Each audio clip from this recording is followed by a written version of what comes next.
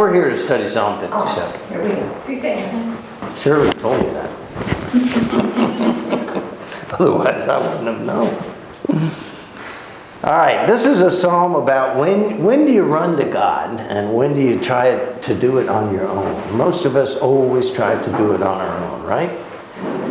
I write that off, and that's true, and I do the same thing, and I write that off to the self-preservation or survival instinct that God has bred into us. If there's a roaring fire in front of us and it's coming this way, what do? We go that way. Why? I mean, there's lots of different ways we could go, but we go away from the fire. Why? Well, it's self-preservation.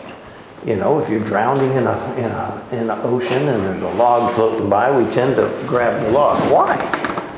Because we don't want to drown, right? Right. And that's pretty simple. You go, well, Tom, you're not teaching us nothing. Well, then why is it when catastrophe strikes, or we get a terrible diagnosis or something from the doctor, we get all depressed and we go into these funks and get into these real deep depressions, instead of going and asking God, you know, even if you're angry and you say, God, what the heck's going on? Why me? That's better than trying to just sit over here and die by yourself. You see what I'm saying? And we do that a lot. And he gets to find anybody. Look at poor old Tom Lilly. He got some bad news. And he's been sinking into some real bad depression. And I'm not trying to tell stories out of school or anything. And I've been working on that a little bit. And now he's in Germany now, by the way. He's doing the same thing Laura did. And I'm praying hard for him, and I'm praying hard to God for him, and I want God there first and foremost, not just the treatment. The treatment is going to be good, I'm sure of that. However, you know, let's run to God first about this rather than last. And that's kind of what we do. And there's a whole lot more to that story than I'm telling you, but I'm just saying we need to focus and continue to focus on the Lord, even to the end, like Paul, when they were marching him to the guillotine, so to speak. They were going to cut his head off. And all the way down the hall, he's saying, you know, for me to live is Christ. And if I die, I'm going to be living large tonight, fellas. You get to go back to your barracks and eat gruel. You know, that's what you get to do. And he didn't just say that, he believed it. Even to the point where he was, for me to die is gain. How many of you feel that way? Well, you're one of about a zillion that don't feel that way. Well, maybe I'm the oldest one here, but I really feel that. Let me tell you something, another truth I want you to take to the grave. And it's not the years, it's the mileage. You are the oldest one here. I feel like the oldest one here. Again, that big on my back. The wound is this big. Just so you know. I need to pull up my pants and get to work here. That's what my Uncle Harley would tell me. Pull up your drawers, boy, and let's get to work. All right, so 57 is a reminding psalm about, listen, Jesus has promised it, God has promised it, that wherever you are forever, from the day you bore your first breath to the day you draw your last breath, He's right here. It's not a long distance call. The Lord said, and Jesus made it quite plain, I will never, ever leave you. Never. I'll never forsake you. That means to run out on you, to bail out on you. Oh gosh, this is too tough, Benny. I'm sorry, I'm going to have to leave you on your own. I'm out of here. We do that all the time to people. I don't want to get involved with that. I don't want to go on. I don't want to talk to her because she's nuts. We do it all the time, but Jesus says, I will never do that to you, ever. And yet, catastrophe or disaster strikes, and the first thing we say is, oh, where's God? If He only knew what I'm going through. Well, that's about the stupidest thing you can ever utter. If He only knew. He knew before it happened. Let's look at Psalm 57. A desperate man. David fled from Saul in the cave. That is the setting. Speak about David. I'll tell you about David. He was a hunted man for many years by the his king at the time, who was Saul. And not just they wanted to arrest him and jail him, they wanted David dead. And he had his 300 men chase David down to the nth degree. And, you know, after a while that gets real hard on you. When somebody wants you dead, and they've tried and they've tried and they've tried, and they just keep missing you slightly. Well, maybe there's a greater power there involved than you realize. Be gracious to me, O God, be gracious to me. This is a man repeating himself before the Lord, as if God didn't know. Think about it for a moment. Be gracious to me, O God, be gracious to me, for my soul takes refuge only in thee. And in the shadow of thy wings do I hide myself until destruction passes me by. Yes, I will cry to God the Most High, to God who accomplishes everything for me. He will send from heaven and save me. He reproaches him who would trample upon me, and God will send forth his loving kindness and his perpetual truth, or forever truth. My soul is amongst the lions, and I must lie amongst those who would breathe forth fire. Even the sons of men whose teeth are spears and arrows, and their tongue is a sharp sword. Be exalted above the heavens, O my Lord, and let thy glory be above all the earth. For they have prepared for me a net in my own steps, and my soul is bowed down. They have dug a pit for me, and yet they themselves have fallen into the midst of it. My heart remains steadfast, O my God, and my heart is steadfast. Therefore I will sing, yes, I will sing praises. Awake, my glory, awake, harp and lyre. I will awaken the dawn. I will give thanks to thee, O Lord, amongst all the people. And I will sing praises to thee amongst every nation. And thy loving kindness is great even up to the heavens, and thy truth beyond the clouds. Be exalted above the heavens, O my God, and let thy glory be above the entire earth. When we face disaster, how many of you pray like that? I would say probably nobody. Not even the Pope. Not even the president of denominations. Not even the holiest of molists. And I would even venture to say not even Tom Chanter, although I'm learning a little bit more every day. How many of us see God as always with us? How many of us turn to God the first sign of trouble?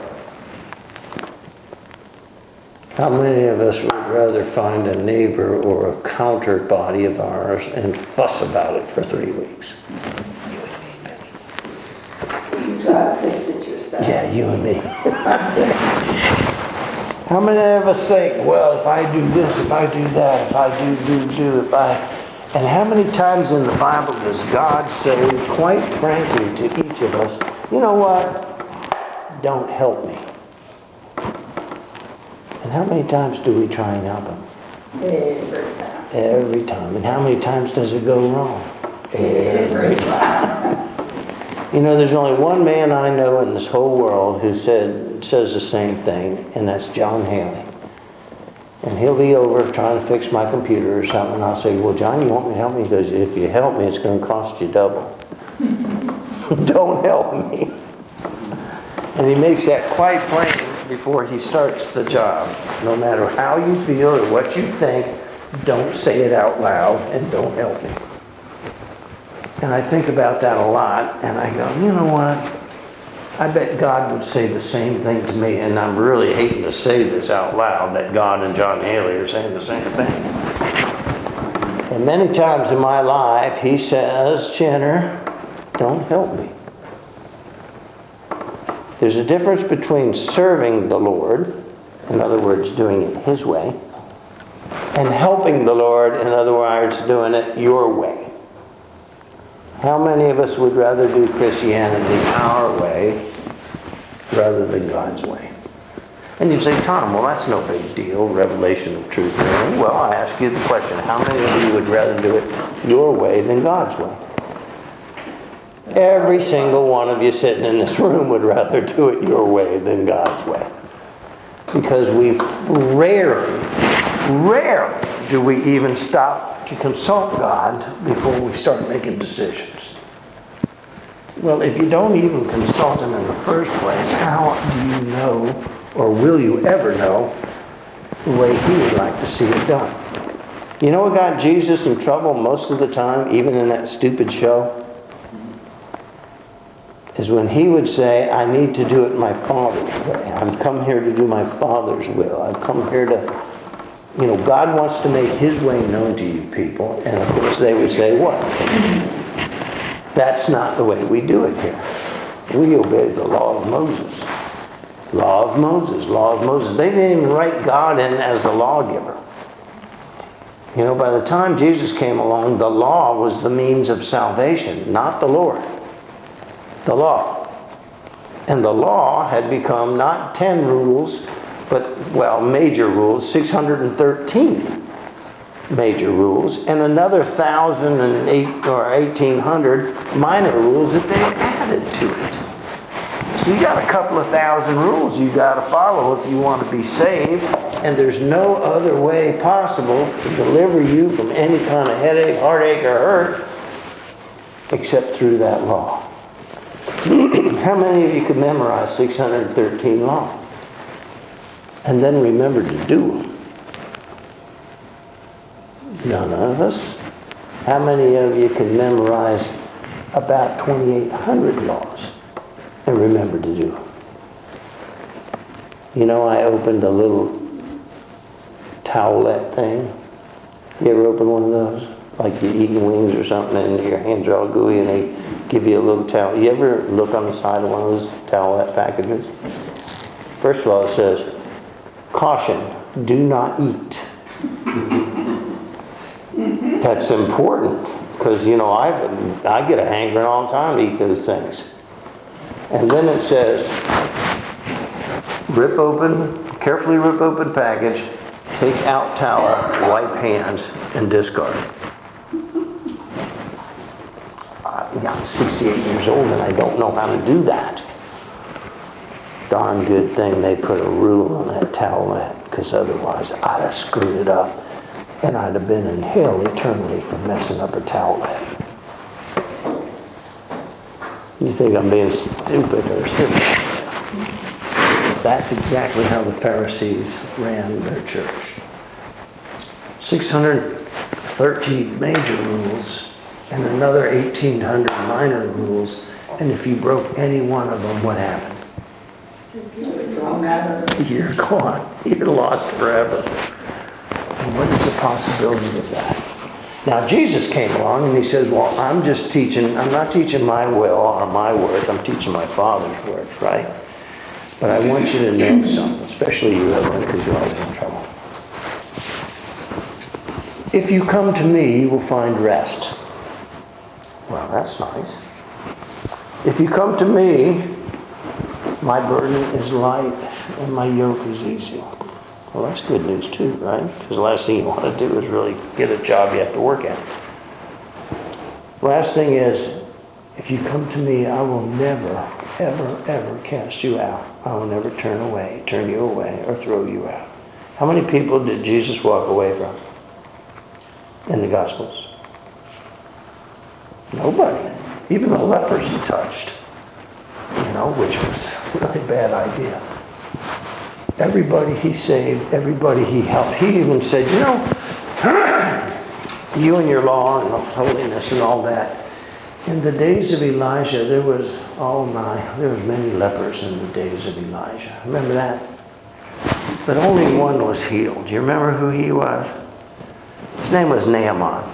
He was the commander of the Assyrian army, who, about a year later, would sweep down and destroy the northern kingdom of Israel. They were enemies of the Jews. And this was the commander of their army, the meanest, nastiest monster in the world. And he came to Elijah, and he had actually a little Jewish girl told him, you got the nastiest case of leprosy I ever seen, and you're gonna die, pal. And he said, no, what can I do? I have no chance. Silent. Big and strong. You ever walk around like this all the time? It hurts.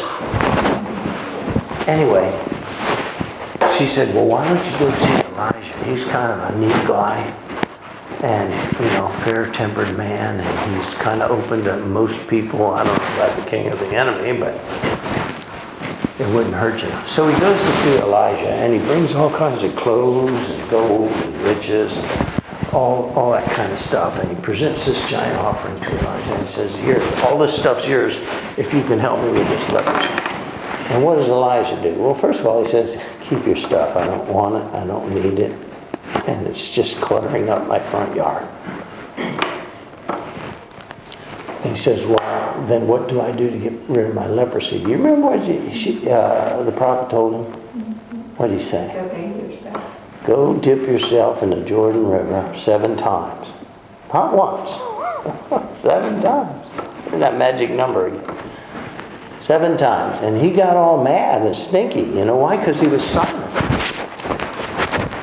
I fight wars. I kill him and his people. I put them all in the grave. I'm not going to go dip myself in the water 7 times. That's just stupid. And he went away, and he was still covered in leprosy.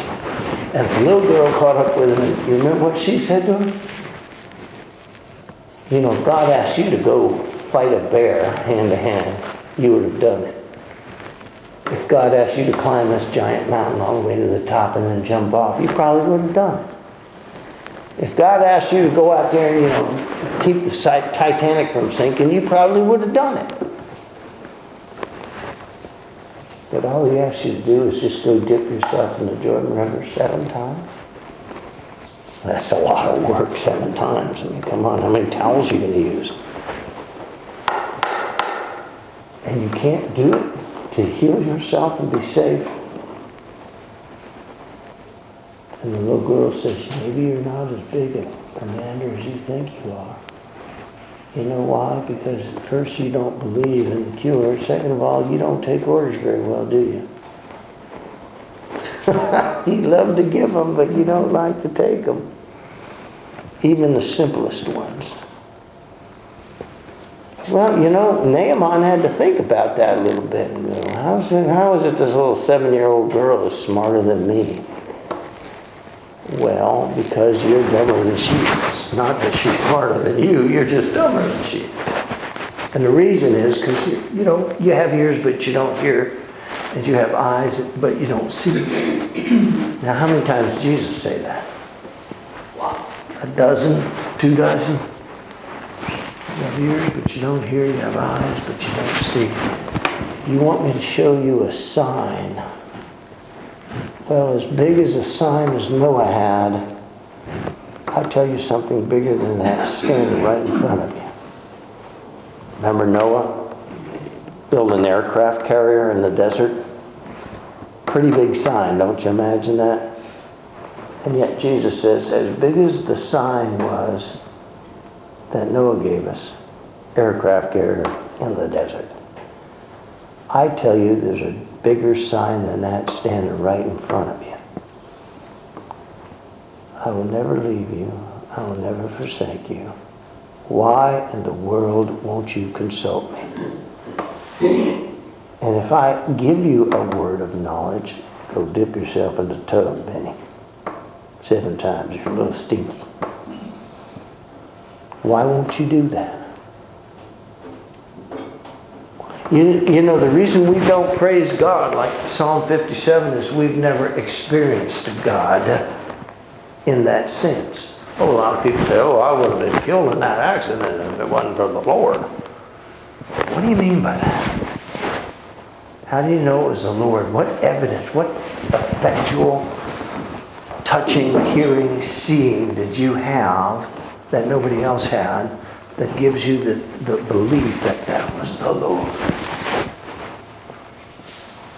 Did you ever hear anybody answer that question? No. They just attribute, well, it must have been God. Like as Einstein said, the roll of the dice. God doesn't roll the dice. He doesn't even play the game. God simply is. Funny, he named himself I am. What does that mean? I am. I am. Or I is if you're Southerner. Means he is all things, everything, nothing to be added, nothing to be deleted. In every place, at every time. He is, we call it omniscient. He's all-knowing. Of course he's all-knowing. He is everywhere. He's omnipresent. What does that mean? That means he's everywhere. We call him Jehovah Jireh. What does that mean? That means he can provide for you anything you lack in any and every situation for the entirety of your life, both before, during, and after. Jesus said, I'm right here. I will never leave you. I will never cast you out. I will never turn you away. I'm right here. How many of you know that? How many of you believe that? How many of you, most importantly, have experienced that? Because once you have, then you will sing, be gracious to me, O my Lord, be gracious to me. For my soul takes refuge only in you. In the shadow of your wings I hide myself until destruction passes me by. Yes, I will cry to my Lord, to my God who accomplishes everything for me. Why? Because he's right here. He will send from heaven to save me. He reproaches those who would trample upon me. And God has sent forth both his loving kindness and his truth. Funny verse there, isn't it? Loving kindness we understand. He's going to save me. But his truth? Hey, Dumbo. Right here. We have a little joke about that. When Benny's talking to Barbara and saying, well, Chanter's this, Chanter did that. I'm going, Benny, I'm right here. So I'm talking to him. Like I'm not here. Like I'm not here. I'm right here, for crying out loud. That's what truth means. God will send forth his loving kindness. There's the cure for the uncurable disease you have. But he also sends with that his truth. What's the truth? That he's here and he's the cure where there is no cure. Greatest present, greatest gift you'll ever have in your life is knowing that. Believing that. Experiencing that. It's like running that race and clearing that first hurdle and you go, I can do this. And you know it, and you believe it, and you do it. That's God's greatest gift, is showing you, telling you, letting you experience him. Even in the most destructive or dangerous situations. I hear it all the time. 45 years of ministry, people say, oh, it must have been God. Must have been? Come on. Ever see that movie, Angels in the Outfield? And that guy that gets picked up and he's carried and he catches the ball because of two angels. And the coach wants to know how he made that play. And he goes, well, it must have been that third hot dog I ate just before the game. Must have been? Did the hot dog tell you that it was going to help you catch that ball? Must have been. It must have been the Lord. It had to be the Lord. Well, my opinion is if it was, you would know it. But you see, you know what the problem is? Eyes that don't see and ears that don't hear. And until we get these eyes working and these ears working, you know what we're going to be? We're going to be must-have-beens for the whole of our life. But must-have-been. And Jesus said that 100 times. Right here, fellas. Oh, right here. He came walking on the water in that movie. Remember that? The storm is raging and the guys are rowing. You know, if you notice, they're all rowing in different directions. No wonder you're sitting there, idiot. All of you row one way. And they see God, Jesus walking on the water, and what does he say? It's a ghost. It's not Jesus. A God could never do that. It's a ghost. Of course, Simon jumps up and says, it's the Lord. Hey, we're saved. And everybody else is going, I don't think that's the Lord. He's walking on water, man. Nobody walks on water. Must have been something else. And Peter says, I'll find out for sure. Lord, if it's you, let me walk on the water. Of course, Jesus says, get out of the boat. Step away from the must-have-beens and become part of the I know for sure it was. Of course, Peter jumped out of the boat. For a minute or two, he was doing great, wasn't he? So we looked down. So he looked at the waves and he started looking at the world around him. And he suddenly fell back into that must-have-beens. Not sure, but must have been. Well, must have been is not belief. That's just stupidity. Clearing that first hurdle, taking those first steps on the water, that would have had Chanter saying, wow, this is cool. I mean, talk about offshore fishing. You just walk out there to however deep you want and lower the line. When you get a fish, you just walk back in. And he failed, didn't he? Because he liked the comfort of his must-have-beens. And Jesus was saying, oh, Peter, come on. Well, actually, Jesus said, oh, Peter, come on. Why don't you lower those shoulders once in a while and just believe. Not in you, but in me.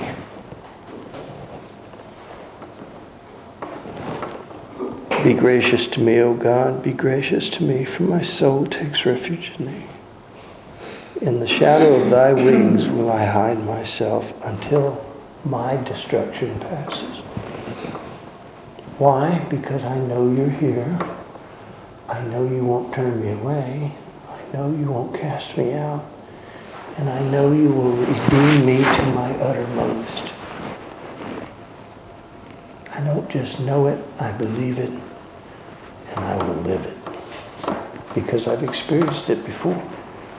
This is when they're trying to kill David. They didn't want to jail him. They wanted him dead. And they had 300 of their best guys looking for him. And remember, he's not the big mighty David that he will become at this time. He's still just a young punk trying to learn the ways of God. Well, he learned the ways of God. Interesting that even after his great sin with Bathsheba, remember that? Went up the roof one day and saw her bathing on the next door roof. This is why you don't want to be naked up on your roof, baby. Stop it. Some guy, David, you want to study David? David wanted to study her. Even after that sin, when it all came down to it at the end of his life, what did God say about David? Only person in the whole world he said about him. After his own heart. David is a child of mine, a man after my own heart. What do you mean by that? You ever study that verse? I have. I'm right here, said the Lord. Right here, David. And David knew that. And he knew it when he sinned, and he knew it when he begged forgiveness, and he knew it when God delivered him.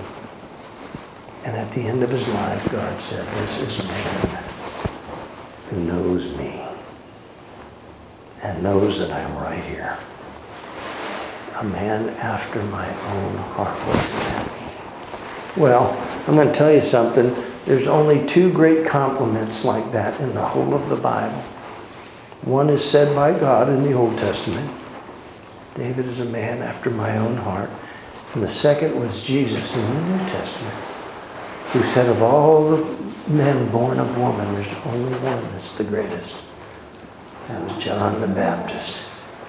And yet in the kingdom of heaven, even the least of those is so much greater than John the Baptist.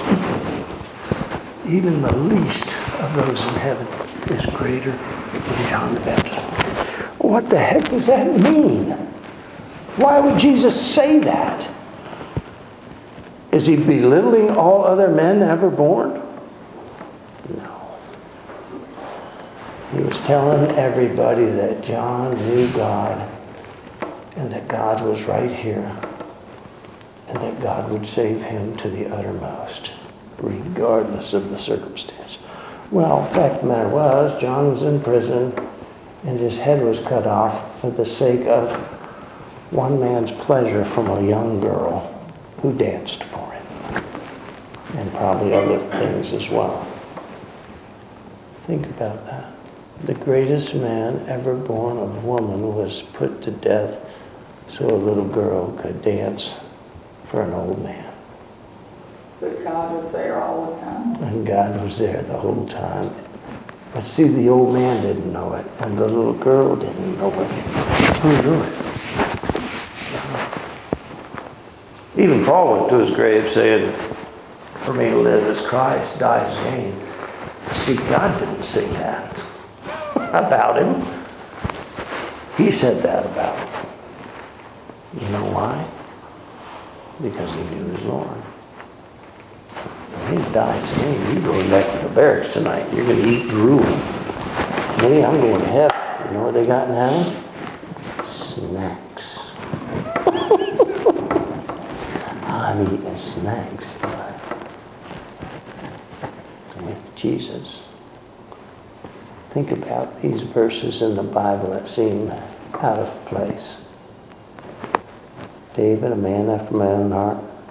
David was kind of a raucous individual. Did a lot of stuff he wasn't supposed to do. Danced naked. He danced naked. And all the women, even to the point where all the women in the town went, I want me some of that. And David said, I'm right here. Of course, Bathsheba got her some of that. David danced naked. David killed Uzziah, the husband of Bathsheba. I mean, plotted it, directed it, orchestrated it, and made it effective. That's murder, folks, in the first degree, I think, in our most generous society. He adultery. Bathsheba was married. He committed adultery. Had sex with her a few times, because she had a baby from it.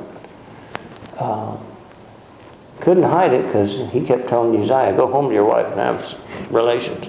And he said, no, I can't have relations while my men are still in the field dying. I can't be at home messing with my wife. And he wouldn't do it.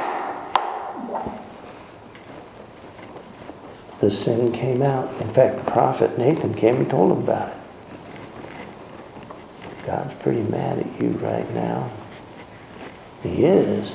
Oh, yeah.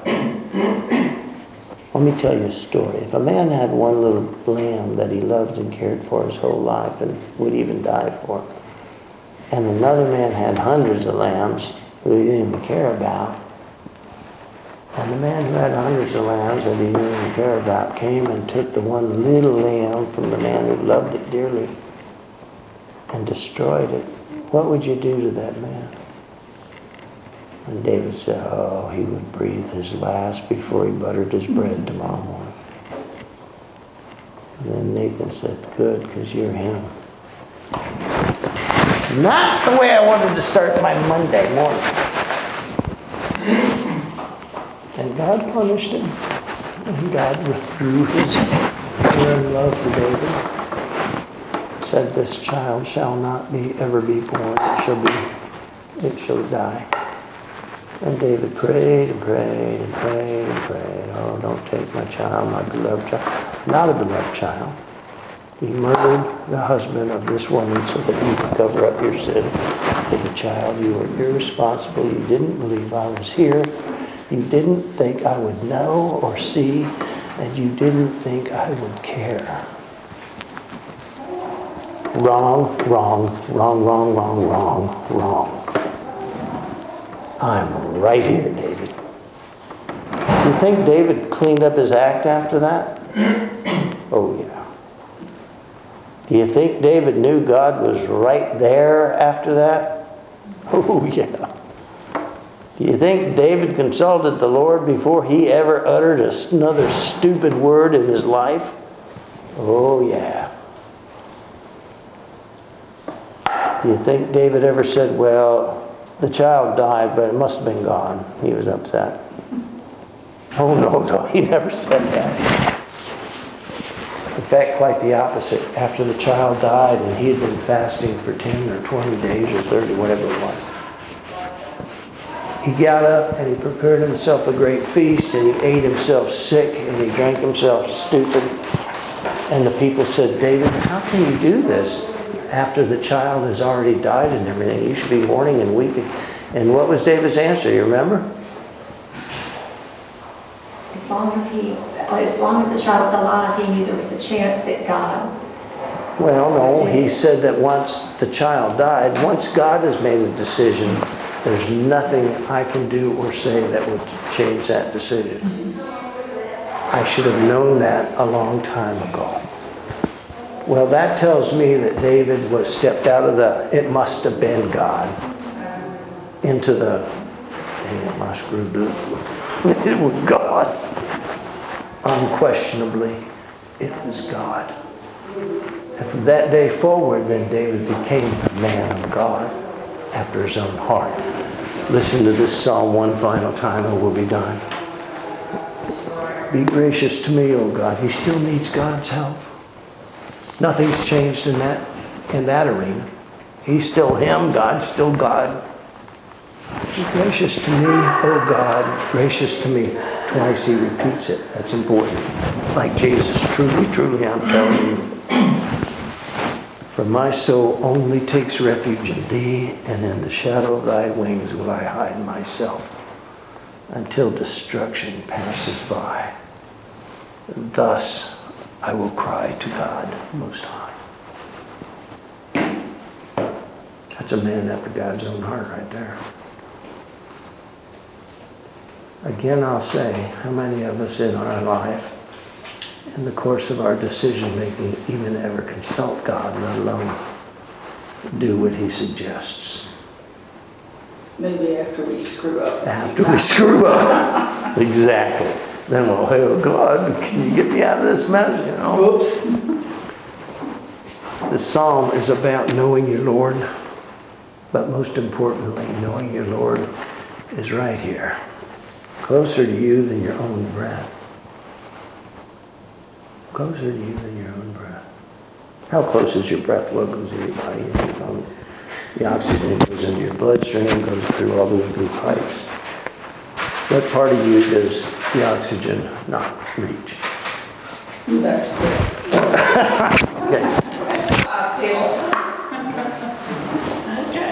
Must have been God. All right, you guys, we'll start next week on a new study. Pick it out. And